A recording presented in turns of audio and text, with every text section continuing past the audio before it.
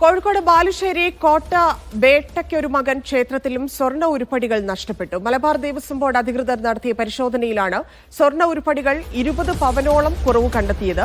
2016 ചുമതലയേറ്റ ബാലുശ്ശേരി കോട്ട ക്ഷേത്രം എക്സിക്യൂട്ടീവ് ഓഫീസർ വിനോദിൽ നിന്നാണ് സ്വർണം നഷ്ടപ്പെട്ടതെന്നാണ് കണ്ടെത്തൽ. വിനോദിനെ ക്ഷേത്രത്തിലേക്ക് വിളിച്ചു വരുത്തിയാണ് പരിശോധന നടത്തിയത്.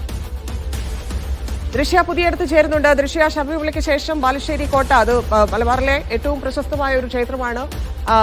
എന്ത് തട്ടിപ്പ് ഇല്ലെങ്കിൽ എന്ത് മോഷണമോടെ നടന്നു എന്നാണ് ഇപ്പോഴത്തെ കണ്ടെത്തൽ?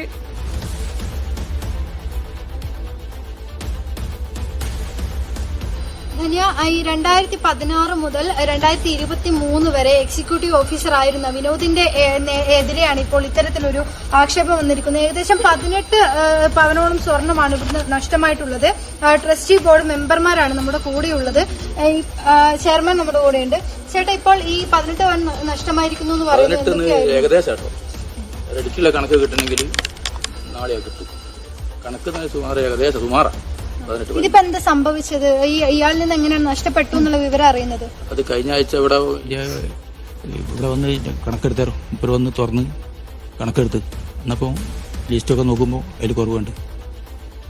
ഇപ്പോൾ 2016 ഈ ചുമതലയേൽക്കുന്നു. 2023 ഇവിടെ നിന്ന് 2023 ഡിസംബറിലാണ് ഇവിടെ നിന്ന് പോകുന്നത്. ആ സമയത്തിന് ശേഷം തന്നെ 3 പേരാണ് 2023 ശേഷം 3 പേർ ഇവിടെ സ്ഥാനമേറ്റിരുന്നു, എക്സിക്യൂട്ടീവ് ഓഫീസറായി സ്ഥാനമേറ്റിരുന്നു. ഇവർക്ക് ഈ ഇവിടെ നിന്ന് ഒഴിഞ്ഞു പോകുന്ന സമയത്ത് ഇത് കൈമാറേണ്ട ഒരു ആവശ്യമുണ്ട്. പക്ഷേ ഇത്രയും വർഷമായിട്ട് ഈ ഒരു 2 വർഷത്തോളമായി ഇത് കൈമാറിയിട്ടില്ല.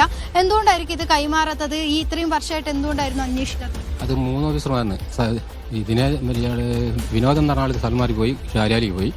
പിന്നെ വന്ന് സജീവൻ എന്ന് പറഞ്ഞ ആളാണ് കാസർഗോഡിലെ. അയാൾ വന്ന് ഇത് ഹാൻഡ് ഓവർ ചെയ്യാത്തതുകൊണ്ട് അയാൾ നിരന്തരം ബന്ധപ്പെട്ടിട്ടുണ്ട്, കൈമാറണമെന്ന് പറഞ്ഞിട്ടുണ്ട്.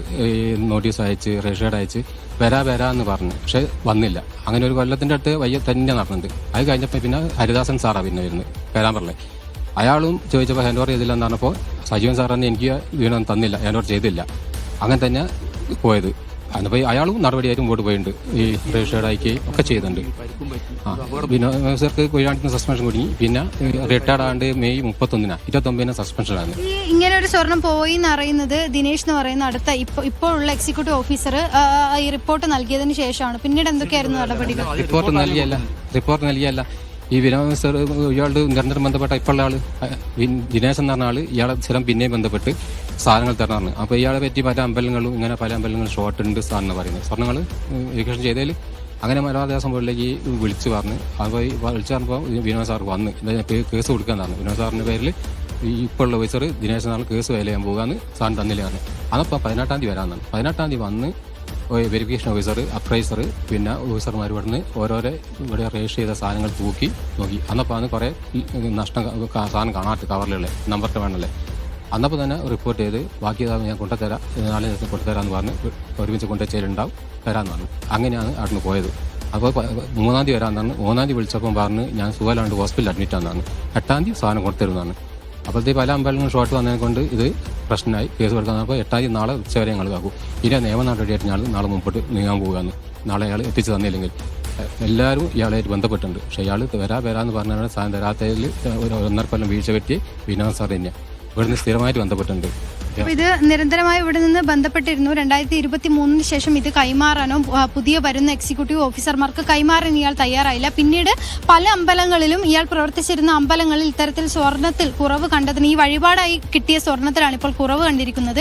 അത്തരത്തിൽ പല അമ്പലങ്ങളിലും കുറവ് കണ്ടതിന് ശേഷമാണ് ഇവിടെ നിന്ന് ഇപ്പോൾ എക്സിക്യൂട്ടീവ് ഓഫീസർ ചുമതലയുള്ള ദിനേശൻ എന്നയാൾ ഇയാളെ ബന്ധപ്പെടുന്നതും പോലീസിൽ പരാതി നൽകുമെന്ന് പറഞ്ഞതിന്റെ അടിസ്ഥാനത്തിലാണ് പിന്നീട് ഇയാൾ സ്വർണം കൊണ്ടുതരാം എന്നുള്ള ഒരു ഉറപ്പ് നൽകുകയും ചെയ്തത്. ഇതിനുശേഷം സെപ്റ്റംബർ 18-ാം തീയതി വിനോദൻ എന്ന ഈ പഴയ എക്സിക്യൂട്ടീവ് ഓഫീസർ ഇവിടെ വിളിച്ചു വരുത്തി പരിശോധിച്ചു. ശേഷം ഈ പരിശോധിച്ചതിൽ നിന്നാണ് ഇവിടെ ഏകദേശം 18 പവനോളം സ്വർണ്ണം കുറവുണ്ട് എന്നുള്ളത് കൃത്യമായി നാളെ ലഭിക്കുന്ന റിപ്പോർട്ടിൽ മാത്രമേ എത്ര സ്വർണ്ണമാണ് കൃത്യമായി കുറവുള്ളത് എന്ന് നമുക്ക് കൃത്യമായ വിവരം അറിയാൻ സാധിക്കുകയുള്ളൂ. എങ്കിൽ പോലും 18 പവനോളം സ്വർണം കാണാനില്ല എന്ന് തന്നെയാണ് ഇവിടെ നിന്നുള്ള ഭാരവാഹികളൊക്കെ തന്നെ പറയുന്നത്. എന്തായാലും ഈ ഒക്ടോബർ 8 അതായത് നാളെയാണ് സ്വർണം എത്തിക്കാമെന്ന് പറഞ്ഞ അവസാന തീയതി. ഇതിനുശേഷം നിയമ നടപടികളുമായി ഈ ക്ഷേത്രം ഭാരവാഹികൾ മുന്നോട്ട് പോകാനുള്ള തയ്യാറെടുപ്പ് തന്നെയാണ്. പോലീസിൽ പരാതി നൽകും. എന്തായാലും ഈ നാളെ എന്തായാലും സ്വർണം എത്തിക്കുമെന്ന പ്രതീക്ഷയിൽ തന്നെയാണ് ഇവരുള്ളത്. ശരി ദൃശ്യ.